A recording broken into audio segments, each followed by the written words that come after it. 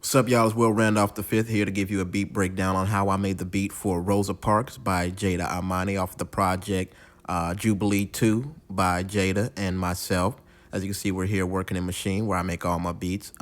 Funny enough, this is the second draft of the beat for Rosa Parks. The first draft was really kind of much darker and it was kind of leaning towards an Afrobeat sound. Didn't work out.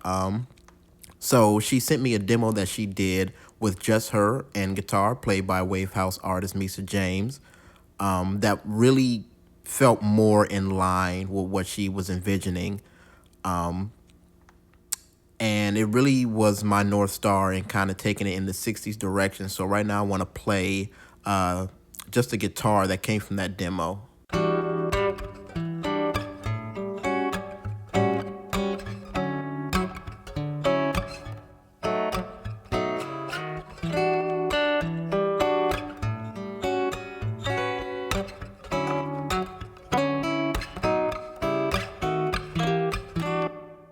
And then there was a B section.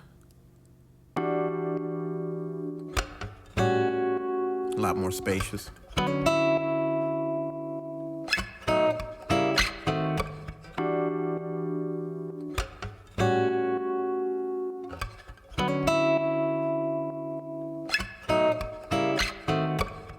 So with that foundation being laid, the first thing I needed from there was drums. I went with a drum break rather than programming drums because it felt more live. And ended up using a drum break that was also used in the Christina Aguilera song Ain't No Other Man, produced by DJ Premier. Chopped it up like this.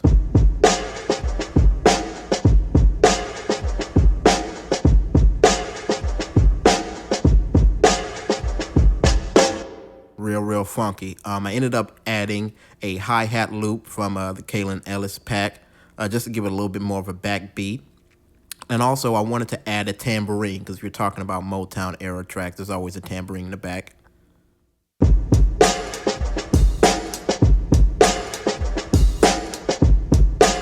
that's really era accurate.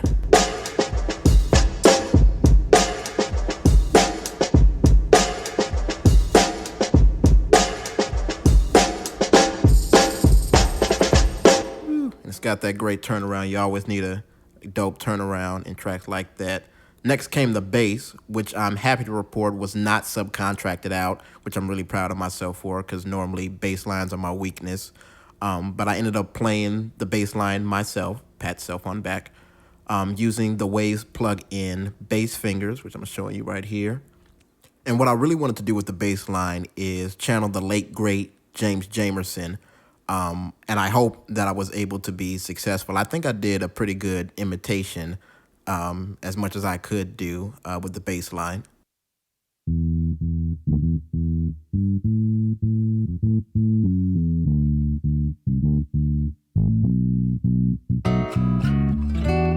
Pairs well with the guitar. Got the tambourine rocking. Bring in the drums. And we're on the right track right now.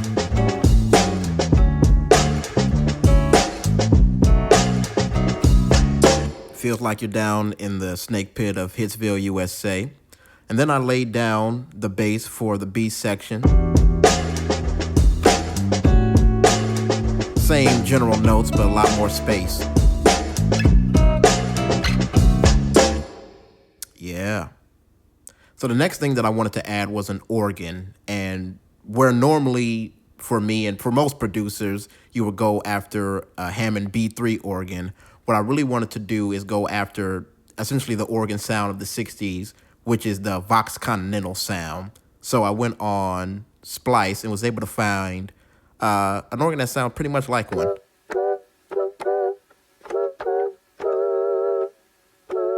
And lucky for me, it even came with some tape saturation. Checking it with everything. Fits like a glove.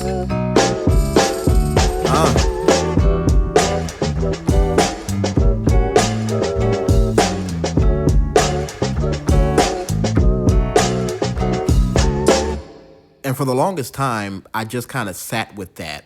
until I realized it kind of was missing something. I felt there should be some element that was holding out chords or pedaling something. I played around with maybe introducing a synth, but I figured that would be a little anachronistic. I wanted to keep it, pure and era accurate. So I remembered that a lot of those bands that cut those records at the time always had a band leader, and 9 times out of 10, the band leader would play piano. So I looked and looked until I was able to find a piano sample on Splice that I liked.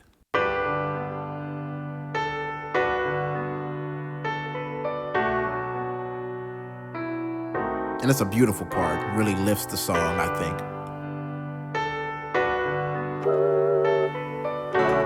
Then you bring everything back.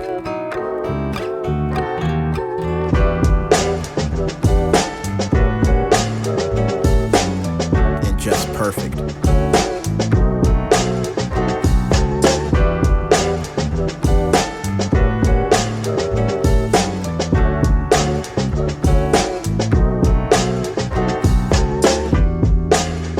Where the piano really shines is in the verse sections, where I kind of took out the organ to let the piano shine.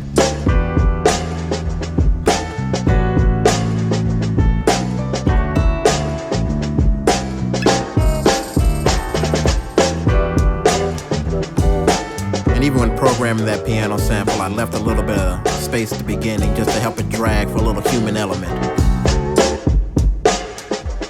So that's all the elements. You add them all back in, and you got Rosa Parks, man. So that's Rosa Parks, and I hope you enjoyed this beat breakdown of the track. And till next time.